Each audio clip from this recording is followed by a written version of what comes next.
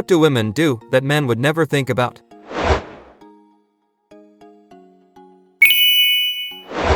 Panic when they sneeze during their period. I have given birth to way too many jellyfish. The worst is, when you don't even cough or sneeze, it just decides to slide out right while you are in conversation with someone, and you have to keep a straight face.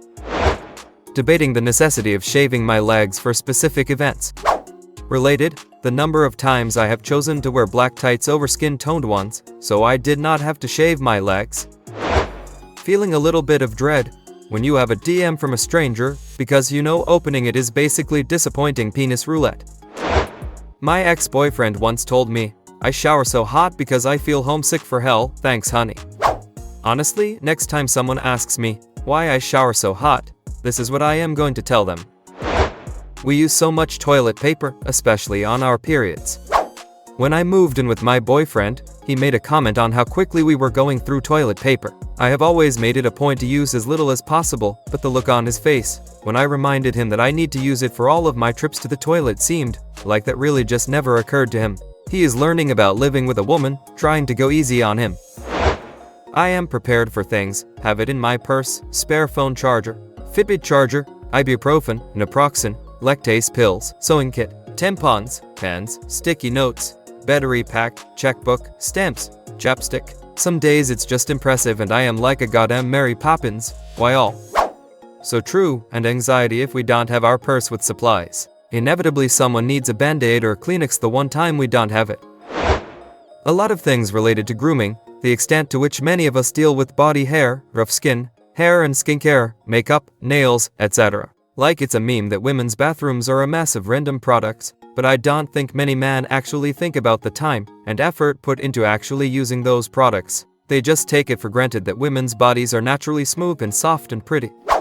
I was on a beach vacation with a guy I was seeing and didn't bring a razor since airport security usually confiscates them. One night in bed, I noticed my armpits were getting hairy, and he asked why I didn't pick up a razor at the drugstore the night before. I said I don't know, I guess I wasn't thinking about my armpits last night. Were you thinking about your armpits last night? And his mind was blown that things like hair removal that seem to happen effortlessly behind the scenes require actual conscious thought and preparation. He is relatively hairless though, so I am assuming this would be less of a revelation for men who have to groom their own bodies more frequently. Remove hair from our belly, around our nipples, upper lip hair, not just pubic, armpit, leg hair. My husband and I were getting a little touchy-feely the other day in the morning, and I noticed him take a second longer glancing at my boobs, but not in a oh yes kind of way but more of a what the fuck kind of way. Afterwards he says, "Don't shave your nipples anymore, I will help you tweeze them if you want." I am still not sure how I feel about this interaction days later. Put off buying a pregnancy test when your period is late. It's a huge roller coaster to go buy one, take it. Imagine raising a child, imagine telling your partner, trying to decide what to do with it, then getting a negative result. I have had a stern look at my whole life, reassessed our relationship, your ability to parent, my ability to parent, my finances, my ability to terminate a pregnancy, and you will never even know it happened. I make sure to never leave a drink unattended at a bar, even if it's a really uncrowded or laid-back seeming bar. It's second nature. I don't think many men think about this much. Once at a bar with my boyfriend I got up to go to the bathroom, and when I came back, I realized he had also gone to the bathroom and left both our drinks on the table. I had to remind him to please not do that when he is out with me.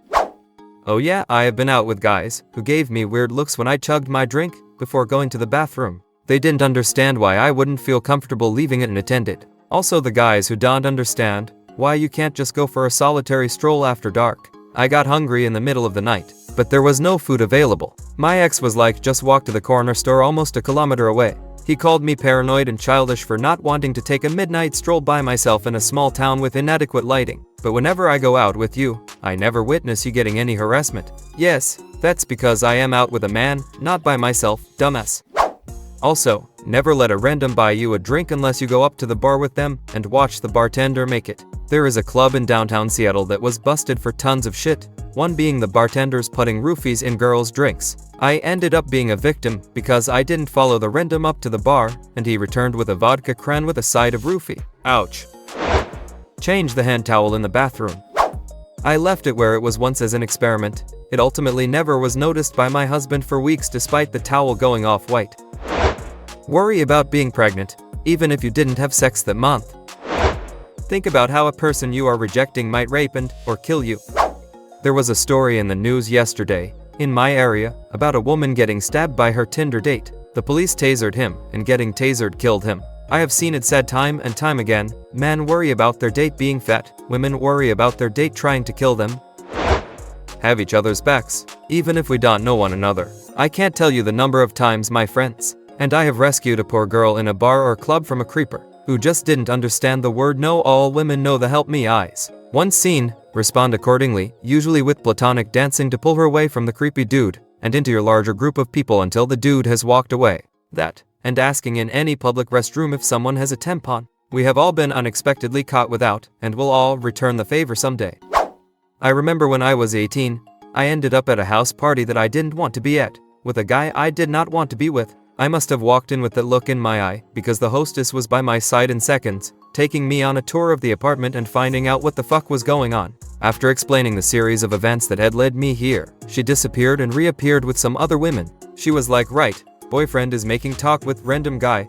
I have called you a cab, let's go, and they formed a little semicircle around me and hid me from this guy as they ushered me out. I was near tears with gratitude and hugged her before jumping into the cab. Will always be thankful to that woman for recognizing how uncomfortable I was.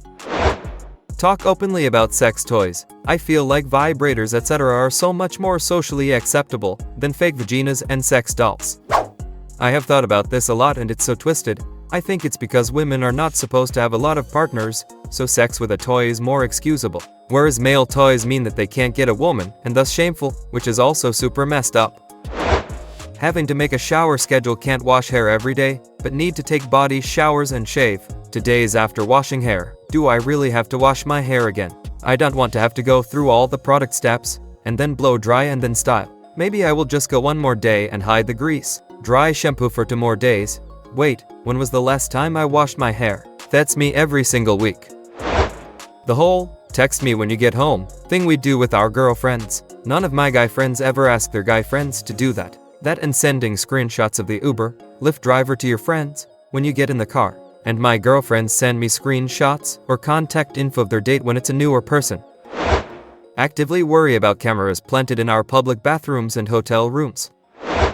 I asked a bunch of my guy friends what the first thing they do when they get in their car is. They answered with things like put my seatbelt on, start the car, check my mirrors, etc. I asked some of my girlfriends the same thing and they all said lock the door without fail. In my experience, women think about safety first and everything else second. Historically, we've been through too much to think otherwise. Actively work to get over the ways we are socialized to experience attraction to certain things and repulsion from other things. Yes, we grow up being told that a tall, handsome, thin, muscular, rich prince is out there for us. But most women actually choose to grow up and stop looking for these things in a partner. It takes will and work to learn to appreciate socially undesirable characteristics as part of a whole person. When society is constantly telling you certain things, from fatness to shortness to hair loss, make someone inferior and undesirable. Yet almost every man seems to think his attraction to conventionally hot, thin, curvy, light-skinned, unblemished, not smarter than him, not more successful than him women is an unalterable product of nature, rather than a product of social conditioning and entitlement. I have seen men have the verbal equivalent of toddler meltdowns when presented with the idea that they really can choose to develop attraction to members of their preferred gender based on compatibility and genuinely important characteristics. Women do it all the time. Thanks for watching. Share your story in the comment.